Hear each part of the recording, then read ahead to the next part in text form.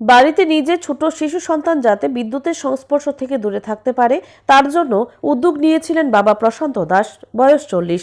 তবে এই উদ্যোগ যে গোটা পরিবারের জন্য অমাবস্যার কালো অন্ধকার তৈরি করবে এটা কিন্তু কেউ ভাবেনি।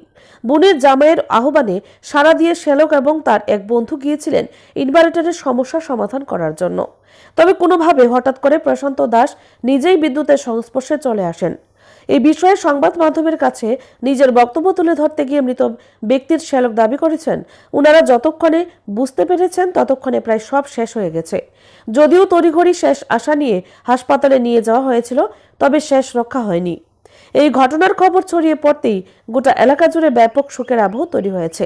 স্বাভাবিকভাবেই পরিবারের একমাত্র উপার্জনশীল ব্যক্তির এই মর্মান্তিক মৃত্যু পরিবারের ক্ষেত্রে যে একটা বড় ধাক্কা, এটা কিন্তু নিঃসন্দেহে দাবি করা যায়।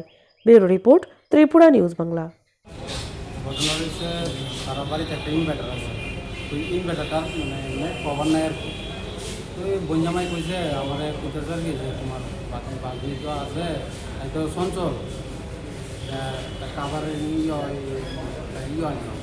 Inverter cover plastic. আমি কালকে বোনের বাড়ি দিয়েছি যাওয়ার সময় লেগে গেছি। রাত্রে বঞ্জামাই আর আমি বাজার থেকে বঞ্জামাই মাছের দোকানটা আছে, বঞ্জামাই দোকান থেকে আমি খাওয়ার পরে রাত্রে দুজন মিলে এটা আনছে জিনিসটা দেখবো দেখতে টিকা কোথায় চলো এটা ফিটিং করে লাগবে। দুজনে ফিটিং করতাম গিয়েছিলা ইনভার্টার বললাম ভালো কথা। আমিও লগে লাগাইতেছি বঞ্জামা আমার সাইডে গিয়েছিলাম বইছে।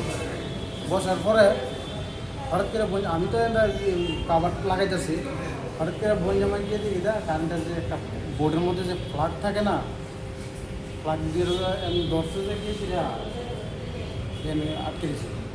তো সাথে সাথে ওর বাইক না আসছিল, পাশেই আমার পাশেই আসলো, হাফা দিয়া সুইচটা ফালা দিছে, ফালা দিয়া পাঁচশো পরে ছেড়ে দিছে।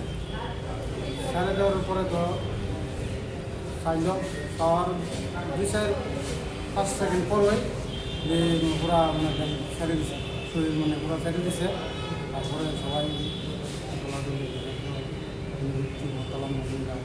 মোহনপুর হসপিটালে ওইখান থেকে জীবিত রেফার করছে।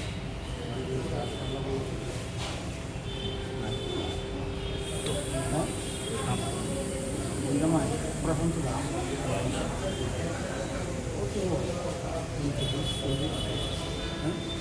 বাড়ি